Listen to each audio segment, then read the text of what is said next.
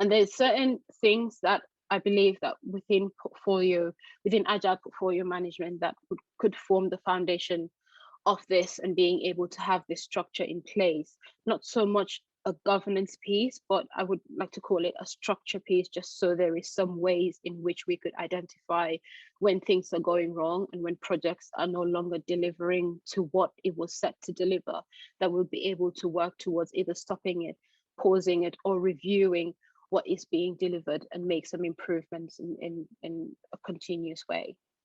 So the first step is having the right tools in order to be able to deliver this. So identifying potential opportunities and initiatives. At a portfolio level, these would be called epics. So the portfolio would have the epic to be able to that they would identify, and the various departments would have theirs. And then throughout the organization, these would be sorted into a larger portfolio backlog, which would then form the projects that would fall under each epic to be able to deliver each strategic objectives. And the portfolio, and there are many techniques to be able to help this process, such as the portfolio Kanban or using roadmaps. And although Agile is not a fully automated process, these tools make it much easier to be able to operate it within the portfolio.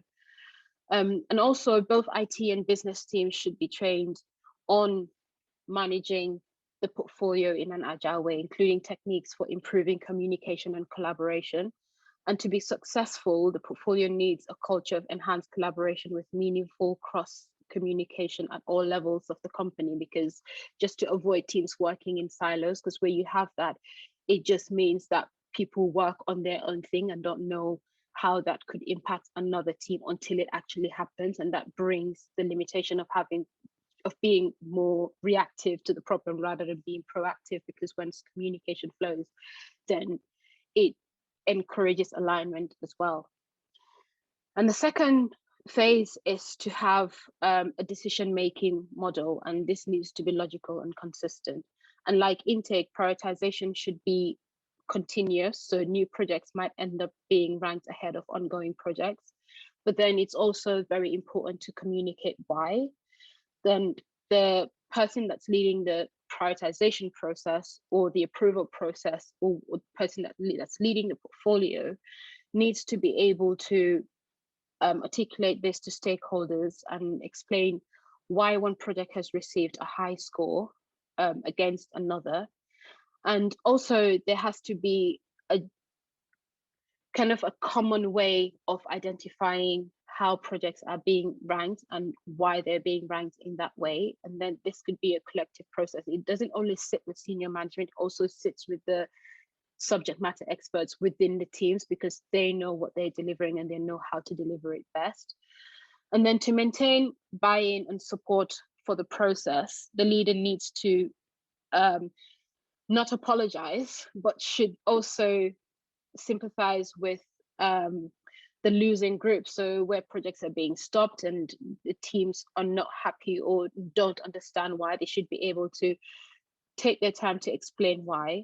That priorities may have changed, the business strategy may have shifted, and resources sometimes are no longer available, and so on. So in terms of prioritization, I believe there needs to be a common understanding of what is being prioritized, how it's being prioritized, why it's being prioritized, and there needs to be clear communication as to how the system works and how it all gels together. Another one would be execution and risk. So we promote a culture of risk-taking, so having a risk-taking culture. And the portfolio works best in companies with a culture that supports risk-taking. Its approach to continuously reviewing and reprioritizing means taking calculated risks on projects, and understanding that some would fail and others would succeed. But the key is to fail fast, fail small, and fail safely. And I believe organizations should encourage and reward collaboration between business units and recognize the successes, but also accept failure as a legitimate option, because we do a lot of experiments in some of our teams, and we are able to determine whether something would work or not. And going through that process we accept the fact that we might spend a sprint or two working on something, or working on an experiment that might fail or might not give us the right results, but it means we have learned and we can move on and move to the next thing, rather than being a fully fledged project and having a full team work on it and then eventually having to stop it at some point.